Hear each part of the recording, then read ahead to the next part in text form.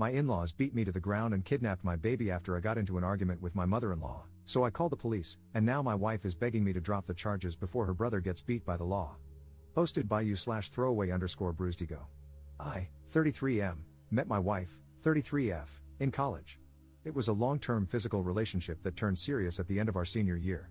After graduation, I didn't have any plans, so I decided to move to her hometown, a major southern city. I didn't know anybody, so we were together 24/7 and moved in together within a year. During this time, I met her family a few times. She had a huge extended family where her mom, Sharon, was the matriarch. Her dad died in a workplace accident, and her mom received a lot of money. She was smart, invested it well, and is doing fine financially. All of Sharon's siblings and nieces/nephews look to her for advice on all major life decisions. She's paid for school, weddings, and helped start businesses. My wife has 2 brothers, whom I always got along with. We would hang out independently of my wife a few times a year. We got married after 3 years, and when my son was born, Sharon bought us a house 3 blocks from hers. We had been living in a downtown loft-style apartment, and honestly, this was a relief. But with the house came Sharon constantly being in my life, coming into the house unannounced, giving unsolicited advice, and making snide remarks at my expense. Eventually, 18 months later, we had a blowout fight, and I moved my family across town to an apartment. My wife was pissed, and our relationship deteriorated. Sharon hates me and has turned most of their family against me. I didn't attend any of her family events for over a year. My wife still saw her family, but because I wasn't invited and they were over 30 minutes away, it was much less frequent. Sharon went from seeing her grandson almost every day to once a month, which made her hate for me go through the roof. The incident. My wife had to work, and I was asked to take my son to his cousin's birthday party. The party was at Sharon's house, and if it hadn't been for my son's first cousin, who was only 6 months apart in age, I would have said no. It was tense the moment I walked in. The father of the birthday boy, my brother-in-law, greeted me, but no one else spoke to me. I didn't mind and sat in the corner on my phone. This apparently pissed off Sharon because she thought I was being rude. An argument ensued, and I announced that I was leaving with my son. Sharon said, "You can go, but my grandbaby is staying." At this point, I lost my cool and started cursing her out. I woke up on the front lawn.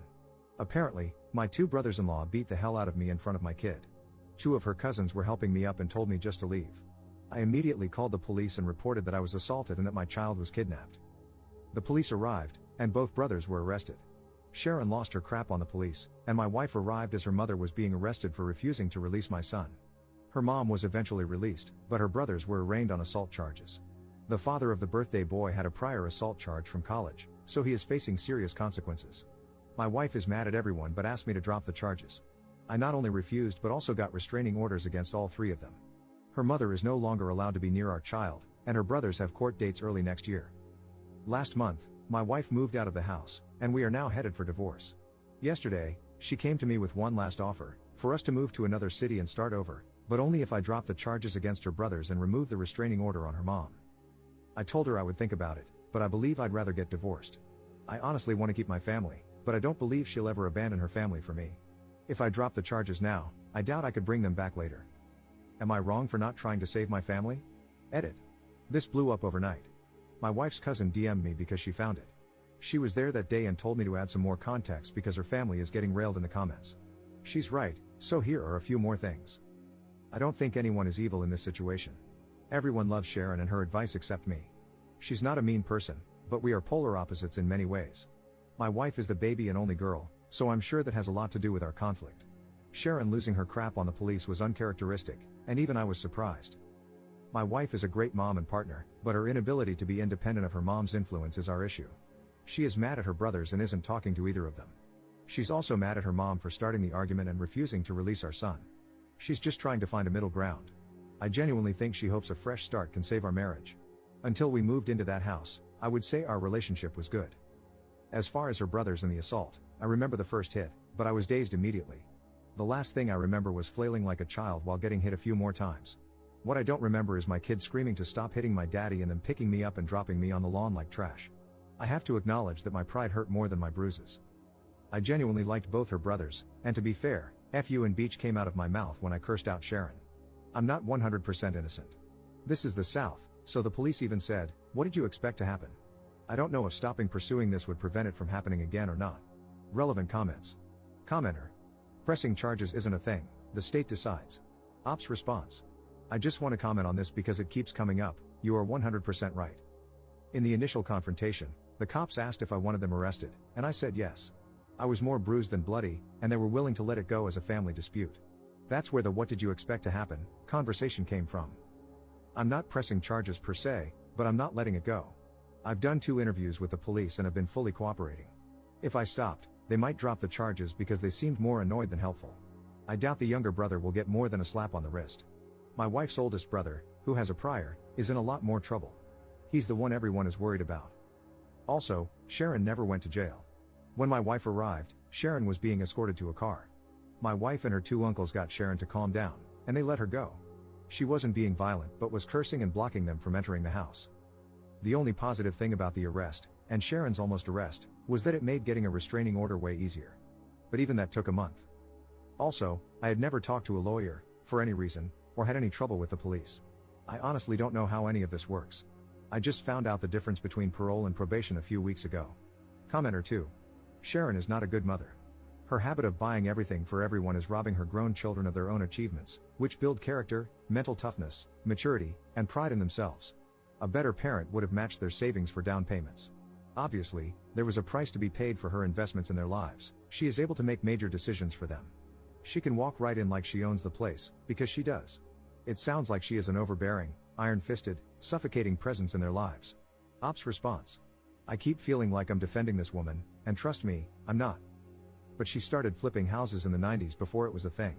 She always kept her job as a nurse while investing in new properties. She helped both of her brothers start their own construction businesses, and 5 of her nieces and nephews now work in real estate. Her 2 smartest moves were: 1, she was an early iPod user from her time as a nurse and invested heavily in Apple stock in 2002, and 2, she pulled out of big real estate investments in 2006, a little early, and sat on her money until 2010. Then she bought up a ton of property. The woman is smart and accomplished, so everyone sees her as this messiah of wisdom. When she deemed me a jerk for not wanting her in my house constantly, and then an even bigger jerk for moving my family across town, everyone fell in line. If Sharon thinks he's bad, he must be bad. Update 4 months later. I've been wanting to write an update and answer questions for a while, but after my original post, many Reddit lawyers reached out and told me to stop talking immediately. Since things were very uncertain and my divorce wasn't settled, I decided not to respond or update anything until things calmed down. A lot has happened to so many people involved, so I think I'm just going to break it down by person. Me. I moved back to the West Coast, where I am originally from. I decided to move forward with the divorce, so I moved home. Furthermore, I had nothing left for me in that city, as I only had a few friends, my son, and a lot of bad memories. My ex and son cried a lot the day I left, and that hurt my soul, but it was best for all parties involved. So, I moved back home to be around my family and my support system. I got a good paying job, and I'll be subletting a 2-bedroom apartment starting next month. My son spent the holidays with me, staying with my parents, and I plan to see him on Easter. Going forward, as laid out in our custody agreement, my son will stay with his mother until he is 12. I'll get him for Easter and summers, and we'll switch Christmas and Thanksgiving every year. When he's 12 and needs a father figure, he'll come live with me until he is 18. I talk to my son every day on the phone for at least an hour, and I'll try to fly out there a few times a year. I can't shake the feeling that a piece of me is missing, and I wish it was just my son, but I miss my wife too. My ex-wife. So, the divorce is basically settled, and I obviously didn't move away with her. In the end, she saw my post and the comments and realized that she shouldn't have asked me to stop pursuing the case. She asked again, saying we could move and just get away from her family. Too much had happened, and our relationship was a shell of what it once was. We both said and did things we forgave but can't forget. I wish this were a movie and I could just say, love conquers all, or screw her, she is evil, but that isn't real life. I'm torn between both loving this person and knowing we aren't right for each other. While she didn't want to move forward with the divorce, she didn't fight me on it either. We were able to settle everything without lawyers and only use them for paperwork and fine details. We talk daily because of our son, and she says she is doing well, but the last time I FaceTimed her, I could tell she isn't eating. My sister said it's post-breakup hotness, whatever that means, but she looks more sick than hot. She hasn't spoken to her brothers since that day and blames them for a lot of what happened. Her relationship with Sharon is also very strained, and they barely talk as well. Ironically, she is hardly speaking to the family she was so desperately trying to keep together. I honestly wish she would talk to her family again because I worry about her a lot. People were very mean to my ex-wife, saying she was a terrible mother and wife. I think she lives for and would die for her family, and all her actions were to keep us together. She told me her 2 biggest regrets were moving into Sharon's house and moving out of our apartment. Those 2 actions caused most of our problems. She is a great mother to my child, and I will always have her back. The brothers. I didn't expect much in terms of punishment in this case. They both pleaded guilty to simple assault, which only carried minimal consequences. Both brothers spent a night in jail, received fines, and were ordered to attend anger management. The older brother had a prior incident that I mentioned in an earlier post. It was a bar fight in his early 20s, where he hit a guy with a bottle and was charged with assault. Since that case was over 15 years ago, and he's now married, a pillar of the community, etc., he was given probation for a year, and that was the end of it. Both brothers have partners in life, and the older one is married. I've known his wife for many years, and we've always been friendly. Because of the restraining order, both spouses reached out on behalf of the brothers to speak to me. I barely knew the younger brother's girlfriend, but since I knew the wife, I spoke to her. She said both brothers regretted their actions and asked me to lift the restraining order and not pursue charges. We had a brief conversation, but I simply told her that I don't forgive her husband and brother-in-law, and I'm moving forward with both. As we ended the conversation, I told her not to call me again, and I haven't heard from either brother since. I don't know anything beyond what my ex tells me, and she isn't speaking to them. Sharon. So, I did have it out with Sharon, and it went about as well as you can imagine. Here's a little backstory on our relationship. Let's start by saying my ex and her family are devout Christians who go to church weekly. I'm a lapsed Catholic who goes to church 3 times a year. I live a very moral and ethical life, but my belief system isn't centered on the church. Furthermore, I consider myself a moderate liberal, while her family are moderate conservatives. For example, I support the Second Amendment, and Sharon supported gay marriage. Ideologically, we were far apart but agreed on the important things in life. The real problems began when my son was going to be baptized. My mom wanted him baptized Catholic, while Sharon wanted him baptized Protestant. Lots of snide remarks about Catholics were made, but I let it go at the time. My ex and I decided to wait and let our son decide, which Sharon hated. When my ex started going back to church and I wasn't in attendance, that further widened the divide. Her family would go to Sharon's or someone else's house after church for lunch or dinner, and I either showed up later or not at all. Every time Sharon didn't agree with the decision we made as a couple, especially regarding our son, she would start leaning on my wife and pressuring her behind the scenes. We would literally make a decision, and she would go to her mom's house and then come back with a different opinion. The most frustrating part was that she stopped trying to talk to me at all. She would literally just call my wife and get her to change her decision. The big fight that led to us moving out happened when my son wanted to play soccer instead of football, but my wife's family is a huge football family. We agreed that he wouldn't play football because he didn't want to, and we had concerns about CTE. One day, my wife came home and did a complete 180, saying she had signed him up for football. We started arguing, and Sharon came into the house unannounced and joined the conversation, saying, "We decided it would be good for him." I got pissed and told them that Sharon was not my son's parent and that my ex shouldn't be so weak when her mom pressured her to do something we had already decided against. Then she said the words that sealed the deal: "My opinion should matter." I bought the house. That night, I started looking for a new apartment and never looked back. When we talked, neither of us raised our voices, but it wasn't a nice conversation. I started by apologizing for calling her a bitch, and she apologized for trying to keep my son without my permission. She flat out told me she wished my daughter had never met me and that I'd ruined her family, that her sons now have criminal records, one already did, and it's all my fault. She then started crying about not seeing my son and how she lost her only daughter. I told her she was manipulative and used her money to control the family, and that the only reason she didn't like me was because she couldn't control my decisions like she could with her weak-willed family. I also told her that she consistently overstepped her bounds regarding my child and marriage, and she put her own selfish interests ahead of her daughter's happiness. After spending an hour calling each other jerks in different ways, we ended things in the same place. In the end, I told my ex that her mom could see my son because Sharon loves him unconditionally, and he loves her. Call me stupid, but I think family is a big part of your upbringing. My mom isn't around him enough, and every child needs a good grandma. My ex said she has attended a few family events that were hard to avoid: weddings, funerals, Thanksgiving, but she leaves when her brothers come, and my son doesn't leave her side. Sharon has seen my son, and he has played with his cousin, the birthday boy from the original story, but for now, she's keeping him from the family. My son. He's having a hard time with everything. It's not the fight, he thinks we were wrestling. He misses me a lot and cries during some of our phone calls. He's in therapy, and all the sessions are about missing his dad and why we can't live together. It's been a few months, and it's slowly getting better, but we ruined his childhood, and I take my share of responsibility for that. The cousin. She is my wife's first cousin, but they are more like sisters. Sharon is her aunt by marriage, and she was the first to warn me about the family. She was also eviscerated in the comment sections for having me add to the story. She told me I was out of line for calling Sharon a bitch but didn't feel I deserved to get beat up. Likewise, she grabbed my son when the fight happened and took him away. She was the one who told my son we were wrestling, and she called my wife to come immediately. When Sharon was being handcuffed, the cousin came outside holding my son. I told her to give him to me, but she pointed at my swollen face and asked if she could hold him. I trusted her enough in that situation to care for my son, so I respected her enough to add those details. She didn't deserve the hateful comments either. Conclusion. In the end, everyone in their family read the original post, but due to the divorce and assault cases, no one directly contacted me except my ex. It wasn't a hit, to say the least, but I only care that it hurt my ex's feelings. I think seeing everything written out from my perspective opened her eyes. Obviously, some things were left out, and broad strokes were used to explain complex situations.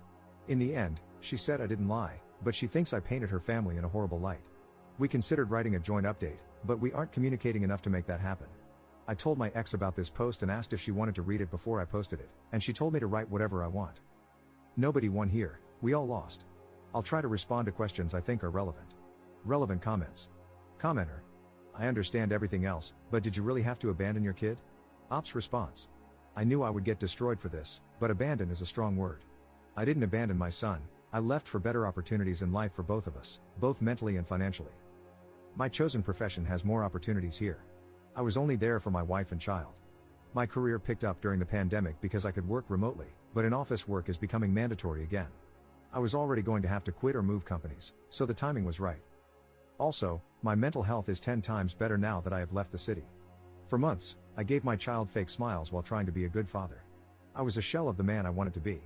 I'm still broken by what happened, but I'm in a better place mentally, and in the long term, I'll be better off financially.